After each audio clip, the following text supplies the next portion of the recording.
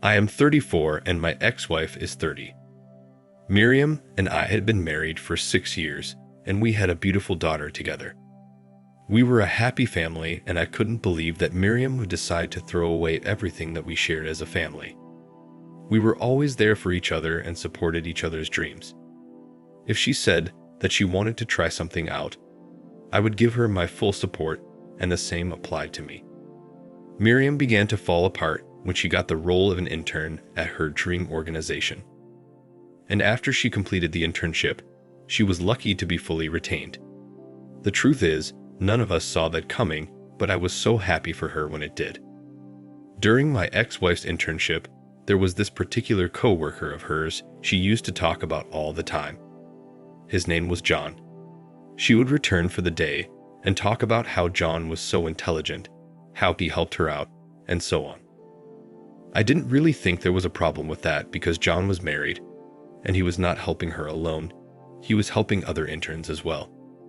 Also, being that we were couples who communicated a lot, I literally knew everyone at her place of work, even without meeting them face to face, because talking about everything was just our way of bonding and filling in each other about our days. When my wife got retained by her organization, she began to change. If she left work early in the morning, she would return around 7 p.m., leaving just me to care for her and look after our daughter. This continued for a while, and anytime I tried to talk to her about this new behavior of hers, she would flare up and say I was being jealous because she earned more than me and her job was better than mine. Yes, it was true that my wife earned more than me, but that's not what this was about. And I hated that she had to rub that in my face each time we disagreed on something or had a fight. Miriam did not just suddenly begin to return home late, but she also became colder towards me. Before all this happened, our weekend used to be something we all looked forward to because we would cook together, try out baking disasters, clean together, watch movies together, bathe together, and even do karaoke with our daughter together. But all of that stopped after she got the job. It got so bad that even if she was at home, it was almost like she wasn't there. If she wasn't on her laptop, she'd be on her phone. And she didn't have an issue with consistently neglecting us to focus on whatever it was that she was doing, no matter how much I complained. It was very painful to watch this because I love Miriam so much, and whatever was going on was not the plan I had for both of us, for our family either. And I had enough. So I confronted her one day and asked her to pick between her marriage and her new job since it was turning her into the person that she wasn't. And ultimately, she picked her job. She said that she'd picked her job over and over, and she did not give a damn about our marriage. This was very painful to hear, and she was not kidding either. At that time, I was so busy trying to save our marriage that I didn't notice the changes in the way that she dressed or her makeup, and even her choice of clothes. It was a clear sign that she was seeing someone else. It had to be the only reason she neglected me and our daughter, and I was right.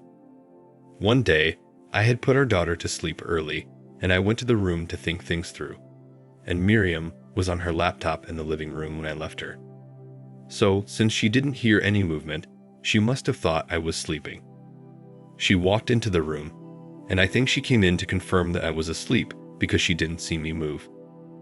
When she confirmed that, she continued to talk on the phone. It didn't take long for me to figure out that she was talking to her lover. At the end of the conversation, she called his name. It was the same John, her co-worker. I felt my throat go dry and I couldn't believe it. Miriam cheated on me with John. And not just that, but she got pregnant by him. Despite everything that we had been through together, I was really broken.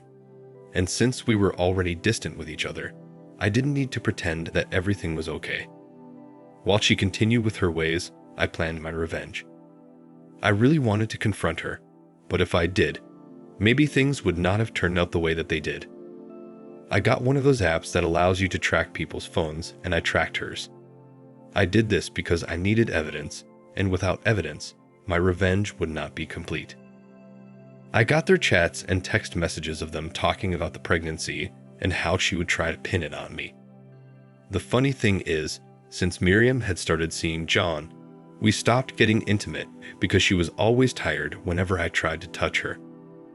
After that call, she tried to make us get intimate, but I didn't let that happen. Gathering the evidence took a while, and after I got enough, I printed them and put them in a big envelope. Then I took it to her workplace myself. When she saw me that day, she pretended like we were cool at home and asked what I was doing there. I played along and told her that I had come to deliver something very important to her boss. So she gave me a cold kiss and returned to whatever she was doing. If only she knew what was going to happen next, maybe she would not have kissed me. I think she was still a month pregnant because her baby bump was not obvious yet. That evening, she returned home in tears, but her bags were already packed by the door.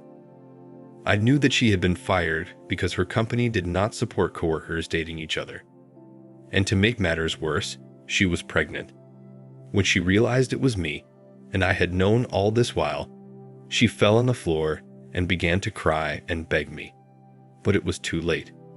I told her she'd be getting the divorce papers soon and kicked her out. John's wife eventually heard the news, and she divorced him too. John and Miriam did not end up together because he said Miriam ruined his life and all his years of hard work, and that he wasn't going to take responsibility for the pregnancy because she was married to me. But we all knew that the baby wasn't mine either. We eventually divorced, and with the help of my lawyer, I took custody of our daughter. I was not going to let her suffer for the sins of her mother. Miriam gave birth to a boy, and believe me, she has suffered a lot with the baby. Till date, every time she comes to pick up our daughter, she cries, begs, and admits that she made a terrible mistake. I keep telling her that it would be my own terrible mistake to take her back. Now for the top comment. I'm so sorry, OP, that you had to go through all of this.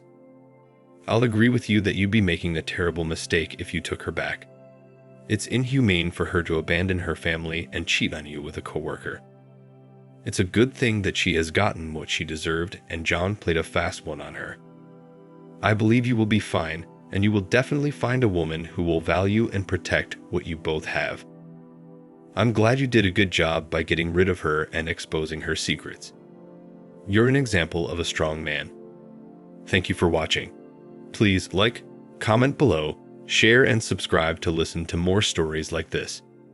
See you in the next one.